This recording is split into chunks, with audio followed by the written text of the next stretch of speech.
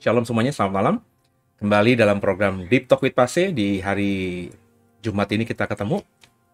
Dan saya akan membagikan atau memimpin pada dosen Alkitab dari surat 1 Korintus pasal yang kedua. Dan sebelum kita masuk dalam pada dosen Alkitab kita, saya mengajak kita untuk satu hati kita berdoa terlebih dahulu. Bapak, kami mengucap syukur buat malam hari ini kami boleh ada dalam program ini. Dan kami mau belajar membaca 1 Korintus pasal 2 dan pasal 3, Tuhan.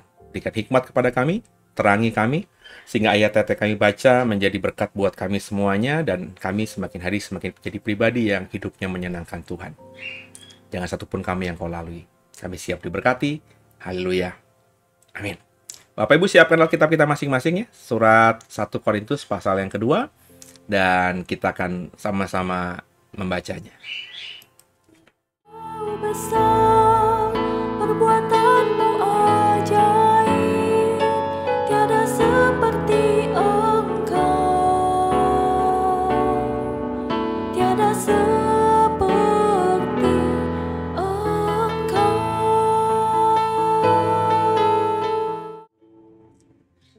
Iya, ketinggian saudara. Saya turunin dulu sebentar saudara. Ya, ya, semoga pas. Ya. Kitab 1 Korintus pasal yang kedua. Sama-sama kita baca, saudara ya. Firman Tuhan berkata demikian. Demikianlah pula ketika aku datang kepadamu, saudara-saudara, aku tidak datang dengan kata-kata yang indah atau dengan hikmat untuk menyampaikan kesaksian Allah kepada kamu. Sebab aku telah memutuskan untuk tidak mengetahui apa-apa di antara kamu selain Yesus Kristus, yaitu Dia yang disalibkan. Aku juga telah datang kepadamu dalam kelemahan dan sangat takut dan gentar. Baik perkataanku maupun pemberitaanku tidak kusampaikan dengan kata-kata hikmat yang meyakinkan, tapi dengan keyakinan akan kekuatan roh, supaya iman kamu jangan bergantung pada hikmat manusia, tapi pada kekuatan Allah. Nah ini saudara. Kalau Bapak Ibu sudah membaca tulisan-tulisannya Paulus, Bapak Ibu akan ketemu bagaimana orang yang namanya Paulus ini, Rasul ini itu humble banget ya, rendah hati sekali. Sometimes dalam tulisannya dia keras, tajam, sometimes dia menunjukkan sisi yang jarang dipertontonkan oleh orang kepada publik gitu. Ya, dalam ayat-ayat ini kita bisa menggambarkan kan bagaimana Paulus itu ketika datang pertama kali kepada jemaat di Korintus, dia datang dengan apa adanya. Dia berkata dia tidak datang dengan kata-kata hikmat yang indah. Nah ini Bapak Ibu harus perhatikan lagi. Ini konteksnya kan di Korintus. Korintus kan wilayah yang saat itu dikuasai oleh ya Yunani lah ya. Filsafat Yunani. Jadi orang-orang yang berfilsafat itu orang-orang yang pintar dalam mengolah kata. Jadi filsafat itu sesuatu yang kalau kita mendalami atau ya secara sederhana lah, Bapak Ibu kenal sama orang yang memang sering atau menggeluti filsafat sehingga sering disebut filsuf. Itu kata-katanya begitu indah. Sehingga ketika Paulus sampai ke wilayah Yunani saat itu ya di provinsi Akaya, ke Tesalonika, kemudian ke Korintus, ya Paulus meskipun mungkin di di wilayah lain ya di Asia atau di wilayah Palestina sebagai seorang rabai, ahli Taurat, orang Farisi, dia berkata-kata bagus. Dalam konteks wilayah itu, masyarakat di situ, dia termasuk orang yang pintar dalam berkata-kata. Tapi ketika dia nyebrang ke wilayah yang memang orang-orangnya sudah berfilsafat sejak sejak anak-anak, ya kata-kata dia menjadi kata-kata yang biasa saja. Ya. Dan ini yang saya juga pahami akhirnya bahwa Ya kita itu tidak bisa menjadi orang yang merasa bahwa paling pintar sendiri atau paling hebat sendiri, saudara. Ya. Dalam misalnya ini yang saya dapatkan beberapa tahun yang lalu ya. Kalau saya berkhotbah tentang topik tertentu di tempat yang pertama, mungkin diapresiasi bagus. Ya. Tapi ketika saya khotbah yang sama, materi yang sama di tempat yang lain, mungkin penerimaannya kurang bagus.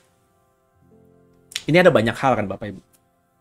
Ya salah satunya mungkin di tempat yang ini, yang pertama tadi, orang-orang nggak pernah mendengarkan hal itu, atau style yang dianggap berbeda, sehingga akhirnya mereka kesan pertama saja sudah jatuh cinta gitu. Orang kalau sudah love at first sight, pertama kali lihat langsung jatuh cinta, itu berikutnya lebih mudah diterima oleh mereka. Sedangkan ketika saya khotbah materi yang sama di tempat yang lain, mungkin tempat yang lain itu pendetanya, gembalanya banyak yang model kayak saya gitu. Jadi ketika saya sampaikan ya mereka biasa aja, sama kayak pendeta gue. Kurang lebih begitu sebenarnya. Nah, Paulus itu menyadari bahwa dirinya itu ada di sarang penyamun. Dalam hal ini orang-orang yang sangat tinggi filsafatnya di wilayah Yunani. Maka dia menyadari bahwa kata-kataku, hikmatku tuh biasa saja. Ya. Makanya dia tidak mengandalkan kata-kata yang indah atau berusaha untuk menyampaikan kebenaran firman Tuhan dengan kata-kata yang indah. Kata-kata yang terstruktur rapi, tersusun rapi, karena biar semaksimal apapun dia usahakan itu, kalah sama guru-guru filsafat atau filsuf-filsuf yang lainnya. Maka dikatakan di sini, Paulus ketika menginjili jemaat di Korintus, ya berusaha hanya untuk menceritakan Yesus saja, Yesus yang disalibkan, ya. Dan juga perkataan itu meskipun tidak yakin, tidak begitu indah, tapi dia mengandalkan kekuatan Roh Kudus. Jadi dia nothing tulus saja. Ya. Itu yang akhirnya juga saya mulai pahami, ya. Jadi saya kalau melayani Tuhan, yang penting saya tahu materinya itu saya imani sungguh. Materinya sudah saya gumuli dengan sungguh. Materinya itu saya yakin itulah kebenaran yang saya pegang hari itu. Kemudian ya saya tanpa memikirkan hal yang lainnya, saya sampaikan aja. Saya tidak berekspektasi sebelumnya harus viral, harus ngetrend, harus top, harus jadi berkat. Enggak. Pokoknya saya sampein aja. Ya. Sehingga ketika saya sampein aja, ya saya tidak punya tekanan beban apapun gitu, saudara.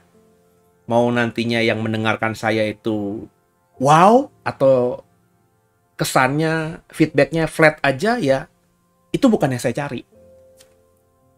Sehingga dalam melayani sekarang saya agak nyantai gitu, nggak punya tekanan apapun, nggak berusaha untuk menyenangkan orang yang misalnya mengundang saya untuk khotbah. Dulu saya begitu, ya. Sehingga ya saya cari tahu ya apa namanya gerejanya tuh kayak gimana, ya, supaya saya khotbah tuh yang pas buat mereka. Tapi sekarang ini kalau saya diundang sama komunitas Kristen di luar The Way atau di The Way sendiri, saya khotbah hanya apa yang Tuhan suruh aja saya khotbahkan gitu. Tulus aja. Yang penting saya persiapan matang, khotbahnya bukan asal khotbah, khotbahnya saya imani dan sudah saya kerjakan, saya hidupi. Nah, saya sampaikan dengan bahasa yang saya tidak lebay-lebaykan, tidak saya buat-buat, saya ngalir aja gitu aja. Jadi bergantung penuh sama Roh. Dan ketika itu mulai saya kerjakan ya 10 tahunan inilah, saudara. Saya jadi tidak terbebani oleh apapun juga. Dulu di awal-awal sampai mungkin 5 tahun, 7 tahun awal saya jadi pengkhotbah itu ya berusaha untuk berekspektasi khotbah saya disukai oleh yang mendengarkan. Sehingga saya tambahi muatan-muatan lucu-lucuan gitu ya. Saya bikin alur yang sekeren mungkin sehingga orang bisa 45 menit mendengarkan saya tanpa berkedip begitu ya. Tapi saya pikir-pikir lama-lama capek juga. Saya udah merasa ngelakuin hal seperti itu yang terkeren, yang saya mampu, tapi ternyata kadang ekspektasinya biasa saja. Nah, akhirnya saya berusaha untuk berusaha untuk bahagia gini nih, bahagia dengan harapan bahagia yang dari luar gitu.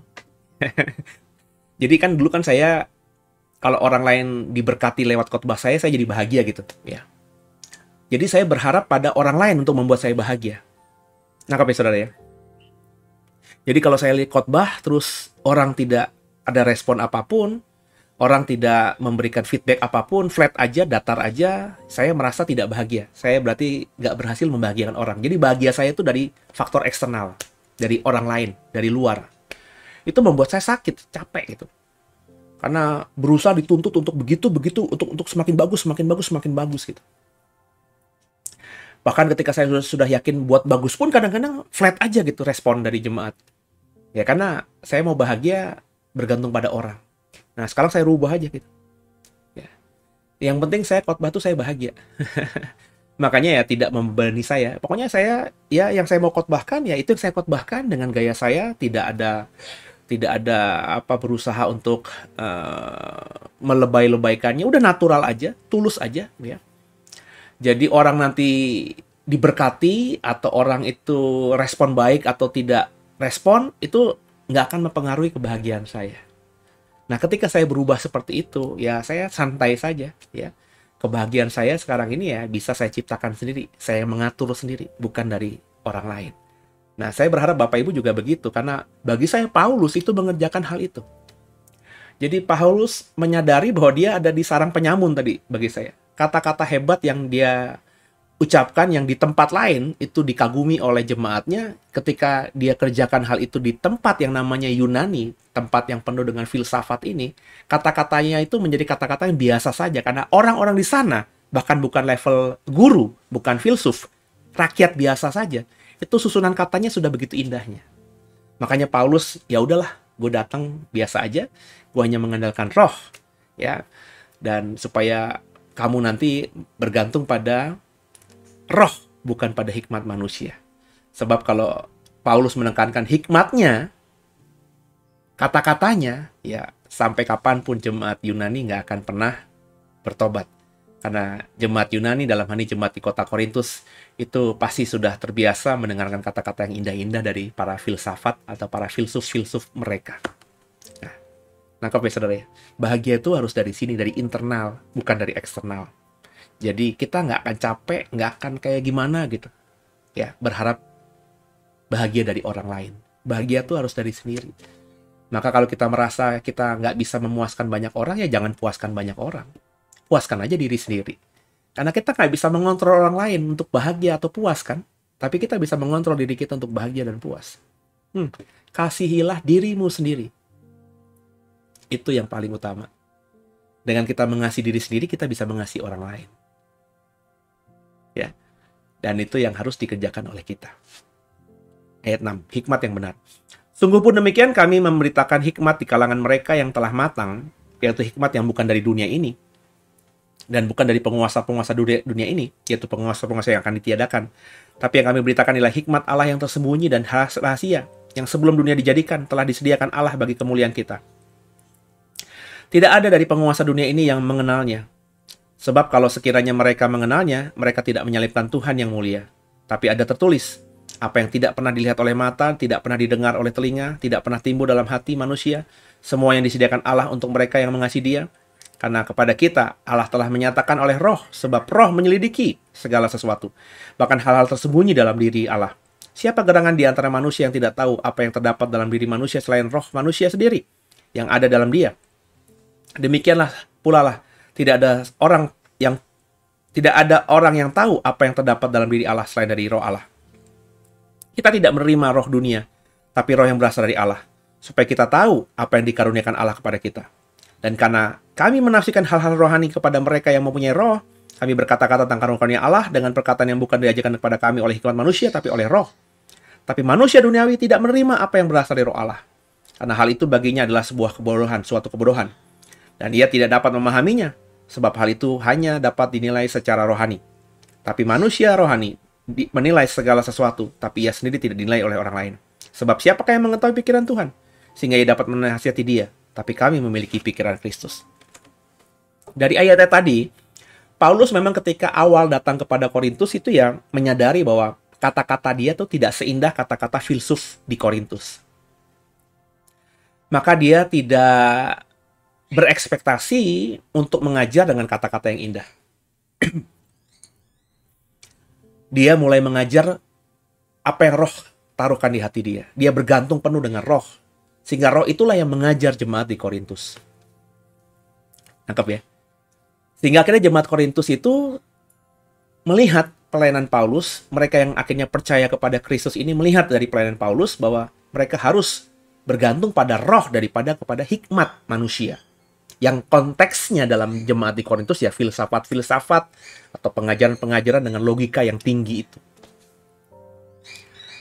Nah, sebaliknya kepada jemaat yang berasal dari orang Yahudi yang mungkin sudah bertuhan dan ahli kitab, ahli hikmat dalam budaya Yahudi, Paulus mengajarkan hikmat yang dari Tuhan itu. Jadi dia berusaha untuk membagikan apa yang dia sudah dapatkan dari Tuhan, dan apa yang dia terima hari ini itu dia bagikan kepada orang-orang yang memang sudah selevel. Maksudnya selevel tuh yang punya ilmu agamanya sudah cukup dalam. Mungkin kalau kita bayangkan kata-kata yang ada di ayat-ayat ini Paulus tujukan kepada para pemimpin sinagog atau rumah ibadah Yahudi di sana. Mungkin ahli Tauratnya, mungkin muazinnya. Muazin itu orang yang sering memanggil, "Ayo kita mau sembayang, kita mau ibadah Sabat," gitu ya. Jadi itu istilah-istilah dunia timur di mana ada orang yang manggil. Kalau di dalam agama yang mayoritas di Indonesia itu mereka kalau memanggil ibadah kan ada ada azan itu saudara ya. Nah sama orang Yahudi juga begitu. Jadi orang Yahudi itu kalau hari Sabat gitu ya, di dalam literatur yang saya baca, ini karena kejadiannya kan bukan orang Yahudi sekarang tapi orang Yahudi zaman dulu ya. Itu di rumah sinagog itu ada seseorang yang ditugaskan untuk memanggil keluar, berteriak-teriak gitu ya di sepanjang jalan, ngetuk pintu. Yuk kita mau ibadah di Sabat ini di sinagog gitu ya. Kurang lebih seperti itu sehingga orang akhirnya tahu ada acara di rumah ibadat sehingga mereka datang sana. Dan orang-orang seperti inilah yang memang bukan orang awam ya, orang yang sudah berpengetahuan dalam inilah Paulus mengajarkan yang dia sebutkan sebagai bukan pikiran Tuhan tapi hikmat yang dari Tuhan yang dia bagikan ya. Jadi benar-benar kata-kata kepada orang yang pintar dalam agama dengan kata-kata kepada orang yang belum kenal Tuhan itu dibedakan dengan Paulus dalam konteks Korintus ini kalau saya lihat. Jadi kepada orang yang awam, ya, orang biasa, ya, yang tidak berpengetahuan agama tinggi, agama Yahudi dalam hal ini, Paulus menyadari bahwa nggak usah hebat kata-kata lah, udah kenalkan mereka pada Roh Allah. Paulus bergantung pada Roh Allah, apa yang dia mau taruhkan untuk dibicarakan, kurang lebih begitu. Ya. Jadi dia tidak susun, dia mau ngajar apa, dia tidak bikin kurikulumnya gitu. Ya, dia mengalir aja supaya jemaat itu tahu bahwa terbiasa bahwa mereka harus bergantung pada Roh Allah daripada kepada hikmat manusia. Tapi kepada orang-orang yang sudah beragama yang cukup dalam saat itu, Paulus menyusun kurikulum. Ya, jadi dia berharap sungguh dengan dia menyampaikan hal ini kepada orang-orang yang sudah beragama itu, mereka diterangi seperti dia dulu yang sudah beragama diterangi oleh Kristus langsung di jalan menuju ke Damsyik. Jadi inilah yang menjadi hal yang bisa kita pelajari. Ini juga yang akhirnya saya berusaha untuk juga dalam pelayanan saya mengerjakannya, ya, berusaha untuk membahasakan bahasa khotbah itu dengan bahasa yang paling sederhana dulu, karena ya orang yang belajar teologi dengan orang yang tidak belajar teologi yang dalam keluarga besar kekristenan kan lebih banyak yang tidak belajar teologi ya. Orang-orang yang punya gelar teologi STH, MTH, DTH, orang-orang yang punya jabatan gereja, pendeta muda, pendeta pembantu, pendeta penuh, evangelis, itu kan jauh lebih sedikit daripada jemaat biasa. Makanya saya ketika menyusun materi apapun, termasuk dalam The Various Digital Ministry ini, saya pakai bahasa yang paling sederhana. Ya. Meskipun saya berkali-kali berkata bahasa aslinya ini, bahasa Ibraninya ini, bahasa Yunaninya ini, tapi sebenarnya itu tidak dalam. Saya kulik, saudara. Sebab kalau saya dalami benar-benar, ya, strukturnya saya dalami, saya bagikan kepada saudara, ya saudara tentu tidak akan memahami itu. Maka saya hanya menggunakan bahasa aslinya kalau saya merasa itu penting untuk saya sampaikan kepada saudara. Ya. Tapi kalau kepada diskusi misalnya, atau kita ada di forum orang-orang teologi, ya tentu saya tidak akan menyampaikan hal yang sama seperti ketika saya menyampaikan kepada saudara. Saya akan berusaha mengimbangi bahasa mereka, karena mereka tentu orang-orang yang terpelajar secara teologi. Ya. Jadi kita harus bisa berkomunikasi dengan bijak sesuai dengan siapa yang kita ajak komunikasi. Nah, kalau saya buat program seperti ini, Deep Talk with Pase, ingin mengajar banyak orang, sebanyak mungkin orang. Makanya saya gunakan bahasa yang sederhana. Dengan harapan apa? Ketika Bapak Ibu lihat program Deep Talk with Pase, ini Pase ini kalau sharing firman tuh santai aja gitu ya. Gue bisa lah. Nah, itu goalnya. Supaya saudara itu merasa bahwa saya yang tidak punya background teologi pun sebenarnya bisa mengajar Alkitab kepada orang lain. Kepada istri kita, kepada suami kita, kepada anak kita, cucu kita, kepada orang lain yang ada di sekitar kita. Nah, kalau ini terjadi, wah itu berarti kesukacitaan yang luar biasa bagi saya. Karena berarti program ini tepat sasaran dan mengerjakan sesuai dengan tujuannya. Nah, jadi sama-sama, saudara, jadi jangan takut untuk mengabarkan Injil. Jadi andalkanlah saja roh Tuhan dan sampaikanlah apa yang Tuhan taruhkan di hatimu kepada orang lain tentang apa yang mau kita bagi, ayat mana yang mau kita bagi, yang kita sharingkan itu. Nah, tapi tentu ketika kita nanti berhadapan dengan pendeta, misalnya saudara ya, berhadapan diskusi dengan orang-orang yang punya teologi, ya kita yang awam ini ya lebih baik berhikmat juga. Coba diam dulu. Dengarkan saja dulu. Nanti kalau kita sudah merasa bisa mengimbangi, baru kita bicara di situ. Supaya kita juga tidak dianggap remeh oleh mereka. Nangkap saudara ya? Nah, saya tergabung dalam beberapa grup WhatsApp, isinya banyak pendeta. Ada yang pendeta, tapi random gitu ya. Ada yang sekolah teologi, ada yang tidak. Ada pendeta yang semuanya scholarship. Jadi punya degree teologi ya, bahkan hebat-hebat semuanya. Ada yang doktor teologi, doktor filsafat digabung di situ juga. Jadi doktornya ada 2 atau 3 gitu ya. Ini orang-orang pintar semuanya. Ini kalau saya ada di grup ini, saya banyakan diam dulu. Saya lihat, ngamatin. Kalau saya merasa, kalau saya nge-tweet gitu ya, nge-share apapun itu, biasa aja, ngapain saya share gitu. Jadi saya harus mengikuti.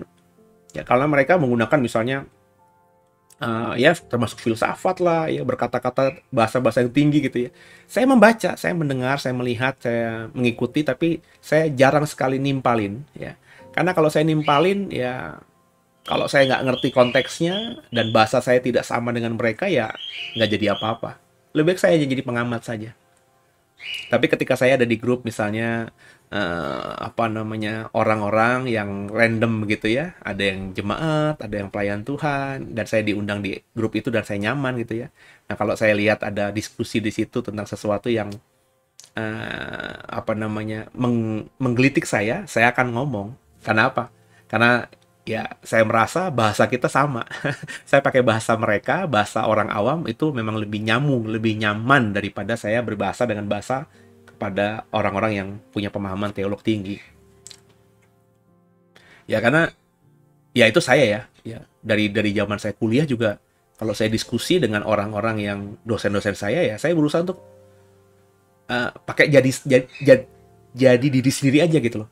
Nggak berusaha untuk meninggi-ninggikan bahasa saya ya dengan pakai bahasa-bahasa apalah begitulah ya. Karena ya kayak contoh nanti saya akan bicara mengenai ya manusia itu terdiri dari apa saja ya. Kan ada istilah sederhana, ada trikotomi, dikotomi. Saya nggak akan pakai istilah-istilah itu, saudara. Meskipun mungkin dalam ajaran saya mengarah pada salah satu itu, tapi saya tidak mau memakai istilah trikotomi, dikotomi, ya. Dalam khotbah akhir zaman saya tidak pernah ngomong soal premil, ya, amil, pretrip, ya, post trip. Saya nggak pernah pakai istilah itu. Bapak Ibu boleh cross check ya dalam materi-materi saya tidak pernah memakai istilah-istilah teologi seperti itu. Sebab istilah-istilah itu bagi saya ya cuma buatan saja. Dan kalau disampaikan kepada orang biasa, kadang-kadang nggak jadi berkat gitu. Jadi saya membahasakan bahasa saya saja gitu. Meskipun harus diakui, saya akan, kalau diperhatikan, saudara akan bisa menyimpulkan saya menganut apa dalam teori teologi itu. Ya. Tapi saya tidak pernah mengucapkan saya seperti itu. Ya. Karena saya memang tidak memahami seperti yang sama persis. Saya nggak saklek begitu. Saya coba yang Alkitab katakan ya apa. Nah kebetulan mungkin kalau saya sudah mengumuli, saya sudah punya rangkanya, kelihatan saya lebih condong ke aliran yang mana begitu. Nah inilah yang saya mengajak Bapak Ibu untuk belajar berani untuk mengajarkan kebenaran kepada orang-orang lain. Pasal 3 ya, karena pasal 2 hanya 16, kita lanjutkan pada pasal 3 langsung. Ayat pertama, perselisihan. Dan aku, saudara-saudara, pada waktu itu tidak dapat berbicara dengan kamu seperti dengan manusia rohani, tapi hanya dengan manusia duniawi, yang belum dewasa dalam Kristus. Susulah yang kuberikan kepadamu bukan makanan keras, sebab kamu belum dapat menerimanya. Dan sekarang pun kamu belum dapat menerimanya, karena kamu masih manusia duniawi. Sebab jika di antara kamu ada iri hati, perselisihan, bukankah itu menunjukkan bahwa kamu manusia duniawi, dan bahwa kamu hidup secara manusiawi? Karena jika yang seorang berkata, aku dari golongan Paulus, yang lain berkata, aku dari golongan Apolos, bukankah hal itu menunjukkan bahwa kamu manusia duniawi yang bukan rohani? Jadi apakah Paulus? Pelayan-pelayan Tuhan yang olehnya kamu menjadi percaya, masing-masing menurut jalan yang diberikan Tuhan kepadanya.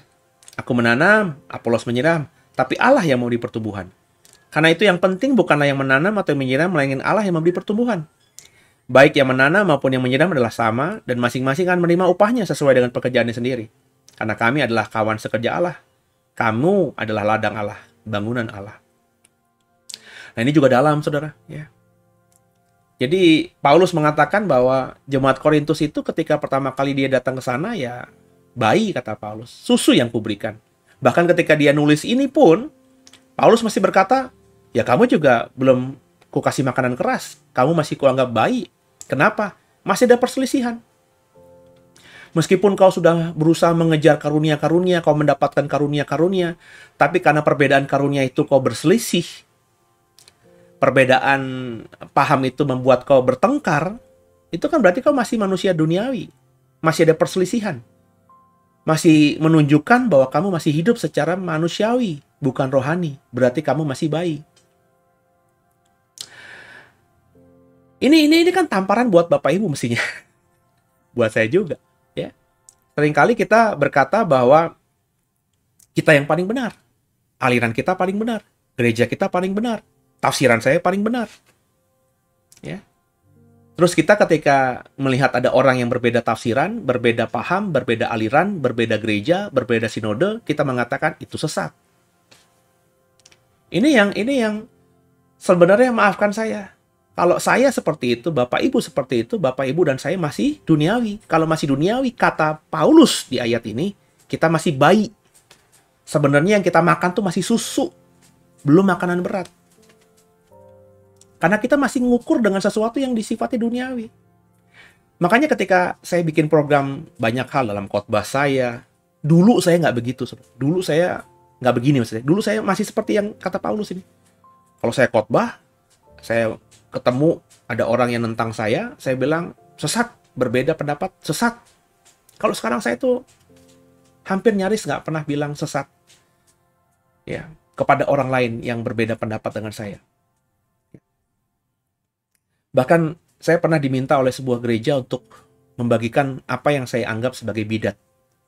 Bidat itu aliran sesat. Ya. Dan saya bilang sama yang mengundang saya dengan rendah hati, saya menolak untuk mengajar ini, dan kalau ada pilihan lain saya akan memilih yang lain. Kenapa? Karena saya takut, karena saya menganggap sekarang ini bahwa yang disebut bidat, dikasih stempel bidat oleh gereja itu kalau kita belajar benar-benar ya, itu kenapa dibilang bidat, kenapa dibilang sesat? Karena ketika ajaran ini disuarakan di hari itu, banyak orang yang belum bisa terima karena pemahaman, pengetahuan, karena ilmu, karena latar belakang, karena sifat mereka yang masih inklusif, masih satu gitu. Mereka nggak bisa menerima ajaran yang berbeda dengan mereka. Makanya distempeli sesat. Ya, kayak kalau Bapak Ibu menganggap gereja aliran Pentakosta di sekitar tahun 70, tahun 60, tahun 80 itu sesat. Ya. Sekarang kan aliran Pentakosta nggak dianggap sesat lagi oleh gereja secara aras nasional, secara umum. Ya. Berbeda, iya. Tapi nggak dibilang sesat. Kenapa? Ya, karena dalam pertumbuhan kita akan satu dengan lainnya, kita memahami bahwa ini hanya beda angle saja. Berbeda gaya saja, berbeda penekanan saja, ciri khas saja, ya. Tapi tidak bisa langsung distempeli sesat. Jadi memang kalau kita, ya saya tetap mengatakan ada yang bidat di dalam sejarah gereja, tapi nggak semua yang ada di buku atau pelajaran soal bidat-bidat itu bidat bagi saya sekarang ini. Itu hanya perbedaan tafsir yang tidak bersifat bagi saya prinsip. Mereka masih menyembah kepada Tuhan kok. Masih anggap Yesus sebagai Tuhan Juru Selamat kok. Kalau mereka berbeda gaya pelayanan, berbeda gaya pengajaran, menekankan hal-hal tertentu saja dalam pengajaran, ya itu bagi saya mungkin sesuatu yang kita harus dalami. Kita orang luar tuh tidak bisa menganggap sebagai sesuatu yang sesat. Dulu saya ada di sebuah gereja yang menekankan perjamuan kudus minyak urapan. Dan semua gereja di luar sana menganggap kami ini sesat. Saya cuma senyum-senyum aja. Di mana sesatnya? Nah, karena mereka berusaha menstempeli kami sesat. Mereka berkata, gereja kami menjual minyak urapan. Gereja kami menjual perjamuan kudus. Padahal itu nggak pernah terjadi. Tapi mereka meyakini itu dilakukan oleh gereja kami. Kenapa? Karena mereka sudah berpikir kami sesat. Nangkep ya? Orang itu kalau udah berpikir jahat, orang itu kalau sudah berpikirnya negatif, maka semuanya akan mudah negatif dan jahat. Kami di tempat kami, di gereja saya yang dulu sebelum ada The Way, kami nggak pernah jual minyak urapan. Gembala saya tidak pernah nyuruh jual minyak urapan. Gembala saya tidak pernah nyuruh perjamuan kudus. Nggak pernah gitu diminta kalau ada orang mau perjamuan kudus harus dikenakan biaya berapa rupiah, nggak. Cuma harus saya akui gereja kami memang menekankan perjamuan kudus dan minyak urapan. Kenapa? Karena kebetulan gembala kami punya kesaksian. Dia diminta Tuhan untuk mengajarkan itu, mengembalikan kuasa minyak urapan dan perjamuan kudus. So akhirnya beliau mengajarkan itu senantiasa sampai detik ini. Gereja itu masih ada, beliau masih hidup. Yang beliau tekankan ya perjamuan kudus, minyak urapan. Kenapa? Karena menurut kesaksian beliau disuruh itu. Ya. Dan saya sekarang ini sudah keluar dari gereja itu. Tapi saya tidak pernah mengatakan gereja ini sesat. Kenapa? Karena saya tahu. Ya. Karena memang itu yang disuruh sama Tuhan. Dan saya percaya gembala saya dulu itu ya mendapatkan suara dari Tuhan. Karena saya pernah dekat dengan beliau, cukup paham dengan beliau.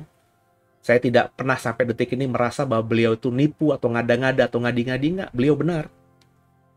Ya kapasitas beliau seperti itu. Saya diperlakukan bahkan kurang baik ketika berpisah. Saya tidak pernah berpikir beliau itu sesat. Kalau dampaknya di lapangan nanti akhirnya banyak jemaat yang memahami tidak komprehensif, tidak sempurna, itu efek, saudara. Dan itu bisa dibenarkan, bisa diluruskan maksud saya. Ya, itu makanya saya ketika ada di tempat itu dulu, saya coba mengimbangi dengan mengisi kekosongan yang ditinggalkan. Saya mengajar, supaya apa? Supaya jemaat tidak melulu tahu soal perjamuan kudus minyak urapan, tapi tahu kebenaran yang lainnya. Niat tulus saya ini disalahpahami oleh beberapa yang lain, yang menganggap saya tidak mendukung visi misi gembala. Akhirnya saya dikeluarkan. Tapi meskipun demikian saya nggak kenapa-napa. Ya, karena saya mempercayai, sampai sekarang gereja kami juga masih perjamuan kudus dan minyak urapan. Saya kemana-mana kalau mendoakan orang bawa minyak urapan. Ya, mengurapi rumah orang pasti pakai minyak urapan. Ya. Tapi saya mengisi kekosongan yang lain itu. Kalau dianggap salah, ya, secara organisasi saya terima. Ya. Nah ini yang dibutuhkan oleh kita-kita ini, saudara. Bahwa kita itu jangan menganggap diri kita yang paling sempurna. Ya. Makanya Paulus bilang, masa kamu bilang aku golongan Paulus, aku golongan Apolos. Paulus itu yang menanam, Apolos yang menyiram, tapi Tuhan yang memberikan pertumbuhan. Ya. Jadi kita ini cuma pelayan Tuhan. Makanya saya setelah mendapatkan kebenaran ini bertahun-tahun yang lalu, ya, saya open dengan siapapun, gereja manapun. Nah, terutama lebih masifnya setelah The Way 3 tahun ke atas ya. Di tahun keempat, kelima, keenam, ketujuh, kedelapan sekarang ini, saya tidak akan lagi berani memberikan stempel sesat kepada orang-orang lain. Meskipun orang-orang lain menganggap mereka sesat, tapi saya tidak akan berani mengucapkan sesat. Sebelum saya mengetahui ya, akar muasalnya dari orangnya langsung, bukan dari informasi orang luar. Sebab kalau dari informasi orang luar, dan orang luar itu memang sudah negatif kepada gereja itu, maka yang saya dapatkan juga versi mereka. Nangkap ya? Karena saya dulu berada di dalam sebuah gereja yang dianggap sesat oleh banyak gereja. So, saya tahu gitu. Perasaan sakit hati gitu ya, kalau kok dianggap sesat ya, ini kan kita benar gitu ya. Nah, ketika saya udah nggak di situ, terus kayak saya gampang nyesat-nyesatin orang lagi, tuh kayaknya saya melakukan hal yang sama yang dilakukan oleh orang-orang di luar sana kepada gereja kami dulu. Jadi, yang saya mau katakan, saya mengajar Bapak Ibu untuk berhati-hati menstempeli sesat. Kecuali ada komunitas mengaku Kristen, terus tidak menuhankan Tuhan Yesus, tidak percaya Yesus Tuhan Juru Selamat, tidak percaya karya salib, ya itu pasti sesat. Sesat itu dalam artian ya bukan Kristen mestinya. Dibilang sesat ya berarti enggak. Ya bukan Kristen, karena Kristen itu kan disebut Kristen karena pengikut Kristus. Kristus yang mana? Kristus yang lahir dari perawan Maria, lahir di Bethlehem, besar di Nazaret, dibaptis oleh Yohanes Pembaptis, melayani 3,5 tahun, mati di atas kayu salib, bangkit di hari ketiga, naik ke surga, menyiapkan tempat buat kita. Itu kan Kristus yang itu ya kan? Nah, kalau Kristus yang itunya saja kita sudah berbeda, atau saya mengajarkan dengan berbeda, ya saya bukan Kristen. Jadi dibilang sesat ya bisa, tapi sebenarnya dibilang ya bukan Kristen. Maka kalau misalnya ada nih, nah saya sekarang bagi sama saudara ya, saksi Yehova. Selama saksi Yehova itu tidak mengatakan bagian dari Kristen, saya nggak akan bilang sesat. Nangkap ya? Tapi kalau mereka merasa mereka bagian dari keluarga besar Kristen, mereka sesat. Karena mereka tidak mengajarkan, tidak mengimani Yesus adalah Tuhan. Itu kan prinsip dasar dari kekristenan. Kekristenan dibangun kan dari pondasi itu. Jadi saya sekarang ini ketika ditanya, Pak Seno, saksi Yehova itu sesat apa tidak? Saya bertanya balik gitu. Mereka menganggap diri mereka Kristen bukan? Kalau mereka menganggap diri mereka Kristen, mereka sesat. Tapi kalau mereka menganggap diri mereka bukan Kristen, ya nggak sesat. Sesederhana itu. Ya. Tapi juga, ngapain cari ribut? Terus maki-maki mereka. Ya mereka terus dengan iman mereka, saya mengajarkan iman saya. Supaya orang-orang akhirnya tahu mana iman yang benar. Tentu berharap mereka mengikuti iman saya, karena saya menganggap iman saya benar dibanding iman yang diajarkan oleh kelompok saksi Yehova. Mormon jelas menganggap diri mereka kelompok dari kekristenan. Maka saya mengikuti semua para teolog Kristen yang mengatakan Mormon itu bidat atau sesat. Andai kata Mormon tidak mengaku sebagai bagian dari kekristenan, meskipun dia memakai Alkitab yang sama, tapi mereka tidak pernah melabeli mereka Kristen gitu, ya nggak apa-apa bagi saya. Seperti saya bilang, agama Islam sesat apa tidak? Ya bukan sesat loh.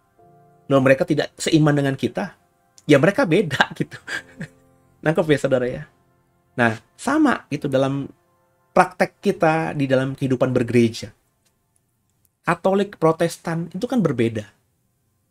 Tapi mereka punya Tuhan yang sama. Berbeda pemahaman, berbeda liturgi, berbeda sejarah saja. Sehingga dampaknya sekarang ada perbedaan-perbedaan yang cukup signifikan, tapi prinsipnya tidak berbeda. Maka saya tidak pernah menganggap Katolik itu sesat. Saya tidak pernah menganggap gereja Protestan sesat. Terus merasa bahwa saya yang merasa orang Injili, orang Pentakosta itu yang paling benar. Enggak. Nangkap ya? Kita sama-sama. Mungkin kita punya pemahaman yang sedikit berbeda. Mungkin Yesus yang kau lihat itu Yesus yang berbeda.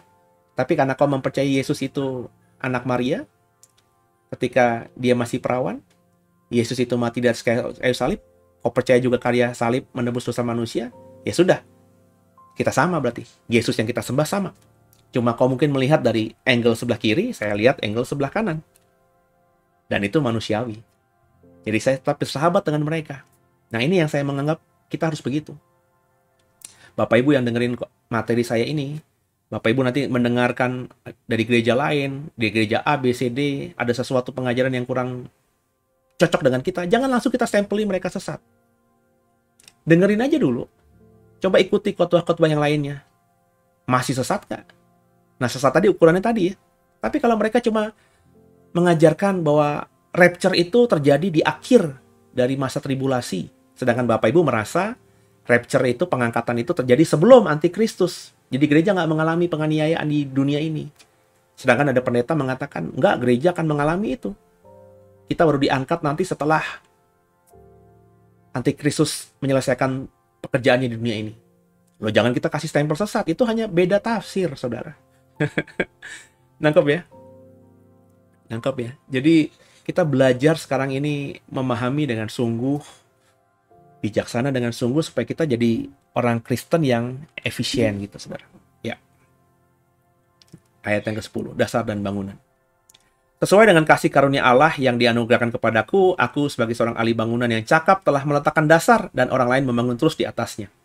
Tapi tiap-tiap orang harus memperhatikan bagaimana ia harus membangun di atasnya.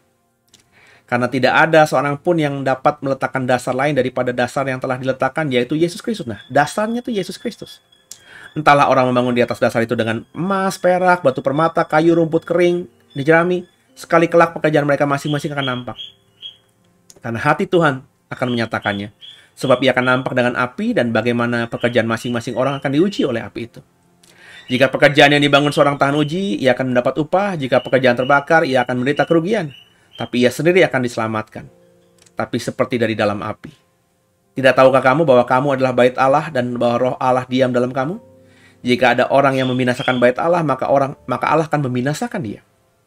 Sebab bait Allah adalah kudus, dan bait Allah itu ialah kamu. Janganlah ada orang yang menipu dirinya sendiri.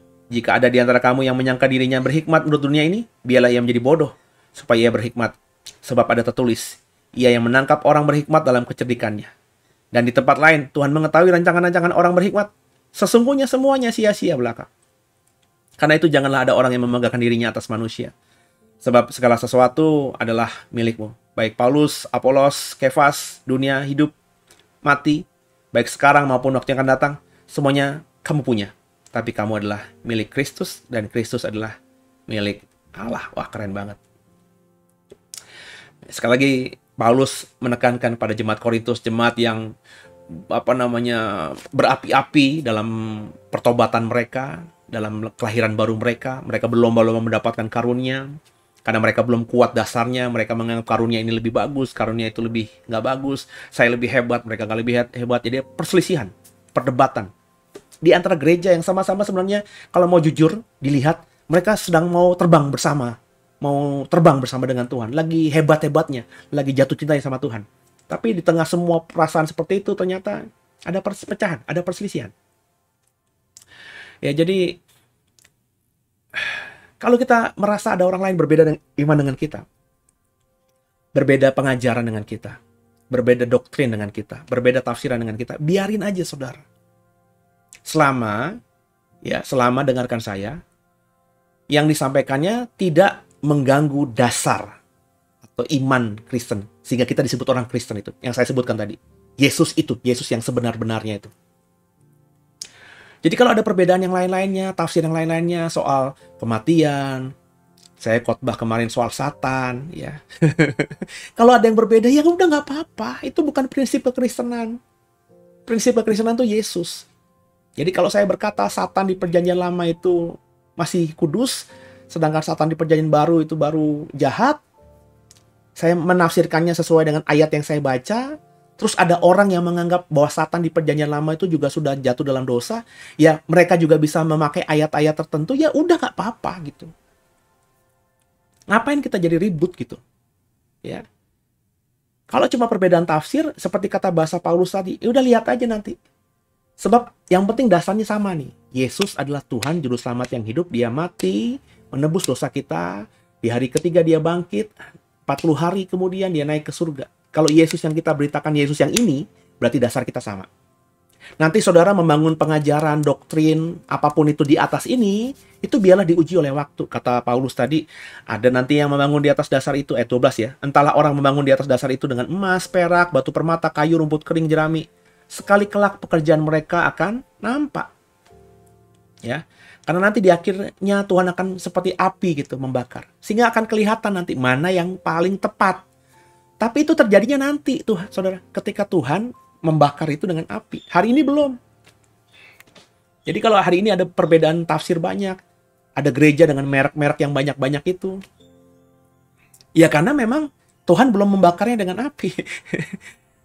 Nanti kalaupun dibakar, saudara, perhatikan baik-baik ya, semua akan mengalami masalah. Baik itu emas, coba kita baca ayat 14. Jika pekerjaan yang dibangun seorang tahan uji, ia akan mendapat upah. Jika pekerjaan terbakar, ia akan menderita kerugian, tapi ia sendiri akan diselamatkan, tetapi seperti dari dalam api. Jadi andai kata misalnya saya salah dalam mengajar, saya salah dalam meletakkan bahan di atas dasar Kristus tadi, terus saya dibakar nanti oleh Tuhan. Kalau emang pengajaran saya ini salah, saya mengajarkan hanya dari kedagingan, maka akan terbakar kayak jerami. Tapi andai kata saya mengajarkannya kurang tepat doang, tidak salah tapi kurang tepat, maka saya akan dihajar oleh api juga, terbakar seperti orang yang keluar dari rumah yang habis terbakar, dia selamat, tapi cemong-cemong, mungkin ada luka bakar, tapi dia selamat. Jadi biarlah nanti perbedaan tafsir yang ada ini teruji oleh apinya Tuhan. Jadi jangan kita berdebat, bermusuhan, padahal kita punya dasar yang sama, saudara. Kita berdiskusi boleh dengan kepala dingin, tapi jangan langsung dengan sikap hati yang jahat. Ya, dari program Living Wisdom saya bisa melihat, saudara, ada orang yang memang akhirnya mengakui bahwa saya dan dia berbeda pendapat, berbeda tafsiran. Saya akui jempol. Karena saya juga tidak mungkin mengikuti tafsiran mereka, karena saya sudah punya tafsiran sendiri. Ketika mereka akhirnya berkomentar, dan saya jawab, dan akhirnya mereka memutuskan untuk sepakat untuk berbeda tafsir, saya acungi jempol. Itu keren. Tapi ada orang-orang yang memang udah niatnya itu jahat gitu, berpikir ke saya itu udah sesat gitu. Jadi saya mau ngomong apapun pasti mereka salah. Dan akan teruji oleh waktu kok. Ya. Pasti nanti kalau mereka sudah lihatnya dengan kebencian, mereka akan blunder sendiri nanti. Seperti ada satu orang yang bikin komentar di dalam khotbah saya soal Lucifer, dia panjang lebar maki-maki saya, nganggap saya sesat gitu ya. Kemarin saya baru munculin unicorn ya. Terus dia langsung kemarin Lucifer, sekarang unicorn, dasar sesat gini. Dia ngomongin soal unicorn itu. Padahal itu yang dibahas saya juga. Berarti kesimpulannya orang ini begitu bencinya sama saya, sehingga mungkin nggak nonton video saya, nganggap saya ini percaya ada unicorn seperti unicorn mitologi itu, ada kuda putih bertanduk. Terus dia mungkin kesannya saya percaya itu karena ada ayat itu di Alkitab. Terus dia bikin unicorn tuh sepertinya begini. Nah, padahal itu yang saya bahas. Jadi yang dia bahas itu yang benar memang. Cuma karena dia udah niat negatif sama saya, ya nggak hatinya jahat sama saya gitu ya. Sehingga dia tuh ketika baru baca timeline, ya unicorn ada di Alkitab, dia langsung berpikir saya sesat. Sebab kalau dia dengerin khotbah saya atau materi soal unicorn, maka apa yang dia pahami itulah yang saya sampaikan di situ. Di ujung video soal unicorn saya bilang, ada kata unicorn itu dalam King James. Ya. Dalam bahasa Ibraninya re'eme, ya. Re'em. Tapi ternyata unicorn di Alkitab itu ya tidak seperti unicorn di mitologi. Unicorn di Alkitab itu ya binatang bertanduk, mungkin bertanduk satu. Nah, mungkin binatang bertanduk satu itu di zaman ketika Alkitab diterjemahkan menjadi Alkitab berbahasa Yunani di sekitar tahun 250 sebelum Masehi, kemudian Alkitab Vulgata di sekitar tahun 300 Masehi, binatang itu sudah punah sehingga tidak dipahami. Ya. Sebab kalau LAI menerjemahkannya atau terjemahan Inggris lainnya menerjemahkan Reem itu dengan wild ox atau lembu atau sapi liar, kerbau liar. Kerbau atau sapi itu tanduknya kan dua.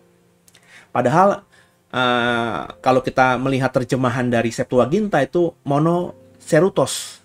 Monocerutos itu satu tanduk. Nah, binatang yang ada sekarang ini, yang kita tahu, satu tanduk itu kan cuma badak. Makanya terjemahan Vulgata itu menerjemahkan dengan rhino. Karena badak itu bercula satu. Ya, punya culanya satu.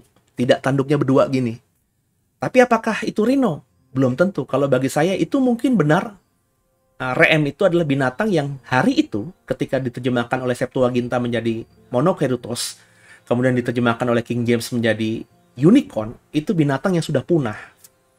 Dan saya sudah bilang di video itu dalam beberapa tahun yang lalu, sekitar tahun 60-an, kalau nggak salah ya. Pokoknya belum lama lah ya, dari tahun sekarang ini. Ditemukanlah arkeologi binatang bertanduk satu. Cuma ahli arkeolog kaget, ternyata binatang bertanduk satu itu tidak seperti bayangan mereka, kuda putih bertanduk satu. Tapi lebih kepada badannya besar seperti lembu, seperti kerbau, tapi punya tanduk satu. Yang hari ini ya mungkin sudah punah dari wilayah sekitar Afrika, sudah punah di sekitar wilayah Palestina. Sehingga ketika penafsir atau penerjemah Alkitab berusaha menerjemahkan kata reeme tadi dalam bahasa Ibrani, mereka kesulitan. Makanya King James menuliskannya unicorn. Tapi jelas unicornnya King James itu beda dengan unicorn yang ada. Jadi saya mau bilang, saudara, kalau kita itu udah jahat, ya, udah negatif sama orang, maka jahat aja. Jelek aja orang itu terus di depan mata kita. Nah, ini yang nggak boleh. Kalau saudara menganggap dirimu, gerejamu paling benar, kau pasti menganggap gereja lain itu salah, sesat. Maka kan seterusnya kau begitu. Meskipun kau nggak bilang, enggak lah, kita tetap bersaudara. Tapi kalau kau merasa gerejamu paling benar, ajaran yang kau pegang paling benar, sedangkan yang lain itu kau anggap salah atau sesat, maka kau nggak akan bisa bersaudara sungguh dengan mereka. Nggak mungkin kita bisa berteman sungguh dengan mereka. Ya, itu saya alami dulu ketika saya masih makan susu, saudara. Menganggap gereja saya paling benar. Ketika saya, enggak, gue saudara sama lo. We are brothers. Ku cinta keluarga Tuhan, dalam Yesus kita bersaudara. Saya bisa menyanyi seperti itu, tapi sebenarnya nggak bisa dari hati. Karena saya merasa bahwa saya paling benar, gereja saya benar, gereja lo nggak benar. Jadi ketika kita berinteraksi itu udah kayak udah pasang benteng gitu. Ya, pasang tembok. Sehingga akhirnya kita nggak bisa lihat dengan tulus saudara kita itu. Nah, makanya kita nggak boleh begitu, saudara. Saya juga belajar begitu. Banyak pendeta yang khotbah di YouTube yang saya nggak suka, nggak cocok sama saya, berbeda teologi dengan saya, tapi nggak pernah saya menganggap mereka itu seperti apa sehingga saya komenin yang negatif, ya. Saya omongin di khotbah saya, di mimbar saya, sebut namanya, nggak pernah, saudara, nggak pernah. Ya, nggak pernah. Ya, kenapa? Ya karena hanya masalah tafsir, masalah kecil, ya. Saya takut saya gara-gara beda tafsir dengan dia bilang dia sesat, ternyata dia punya keintiman dengan Tuhan jauh lebih daripada saya, ternyata dia pelayanan jauh lebih hebat daripada saya. Malulah saya, saudara. Jadi lebih baik saya diam dan saya mengerjakan apa bagian saya. Kalau saya anggap dia salah, sesat ajarannya, saya bikin program di YouTube. Saya bikin program tentang materi yang sama tapi apa yang saya imani. Selesai. Itu yang saya kerjakan hari-hari ini. Saya mengajar soal Satan. Itu karena saya menganggap yang dipahami orang di luar sana soal Satan itu nggak sesuai, nggak benar. Tapi saya tidak menganggap mereka sesat. Itu tafsiran mereka. Nah, supaya yang saya imani itu dipahami oleh jemaat saya atau orang-orang yang mau dengar saya buat program soal Satan itu. Nangkap, saudara? Jadi paling nggak jemaat saya, orang yang mau dengar saya, tahu sekarang ini ada gembala saya, pendeta saya, pase, punya pemahaman soal Satan yang ternyata berbeda dengan pemahaman orang Kristen kebanyakan. Nah, saya kembalikan kepada jemaat. Ya. Kalau lo mau ikutin siapa silakan, dalami sendiri. Saya sudah ajarkan, ayatnya jelas, ini tafsiran saya, tinggal ditanya sama Tuhan, dibaca lagi ayatnya. Kalau masih berbeda, silakan, saya akan masalah. Ada kok 1-2, bahkan pekerja saya yang masih sampai detik ini belum memahami Satan seperti yang saya ajarkan. Cuma saya kasih garis merah. Saya sebagai gembala di The Way mengajarkan Satan seperti ini. Maka jangan kalian nanti ketika diberikan kesempatan khotbah di Doe, ngajar Satan yang berbeda dengan yang saya ajarkan. Tapi kalau kalian mengajarkan itu di luar mimbar Doe, di YouTube kalian, ya silahkan aja. Tapi di mimbar nggak bisa. Karena di mimbar itu harus satu pengajaran. Kan begitu. Tapi mereka kalau berbeda, nggak akan saya buang. Saya nggak pernah mencat orang, saudara. Saya punya beberapa pendeta keluar dari Doe itu karena mereka sendiri yang keluar dengan alasan-alasan mereka sendiri. Tapi saya tidak pernah mengeluarkan orang. Ya, karena saya dulu pernah dikeluarkan oleh orang, oleh gereja, dan itu menyakitkan. Dan saya nggak mau menyakitkan orang. Nangkep ya saudara ya? Jadi, kalau kita seperti ini, ya bahagia itu kita yang tentukan, bukan orang lain tentukan. Kita tenang aja. Saya dihujat kayak gimana pun, santai aja. Ya, kenapa? Kebahagiaan gue nggak dari lo. Kalau saya masih bisa tanggepin, ya, karena orang ini masih mau berdiskusi, saya tanggepin. Tapi kalau orang ini sudah gimana gitu ya, daripada saya kehilangan damai sejahtera, saya cuma bilang terima kasih, Yesus bless you, selesai. Ya, dia komen lagi, saya diemin. Dia komen terus, saya bilang lagi terima kasih, Yesus bless you, selesai. Jadi akhirnya saya bisa bahagia. Saudara juga bisa bahagia sebenarnya. Atau kebahagiaanmu tidak ditaruhkan dari orang-orang yang di luar saudara. Kebahagiaanmu harus kau ciptakan sendiri. Gitu saudara ya. Jadi janganlah kita bermegah pada diri kita sendiri. Kalaupun bermegahlah pada Tuhan. Itu yang saya pelajari dari Paulus. Sebegitu hebatnya dia, tapi dia merasa, aku ini apa sih? Aku ini belum berbuat apa-apa. Aku ini hanya sampah. Masa lalu ku buang seperti sampah. Aku belum berbuat apa-apa bagi Tuhan. Itu Paulus. Keren banget. Dan saya belajar meneladani Paulus. Saya berharap saudara juga belajar meneladani orang yang namanya Paulus ini. Haleluya. Besar perbuatanmu ajaib, tiada seperti Engkau, tiada seperti Engkau.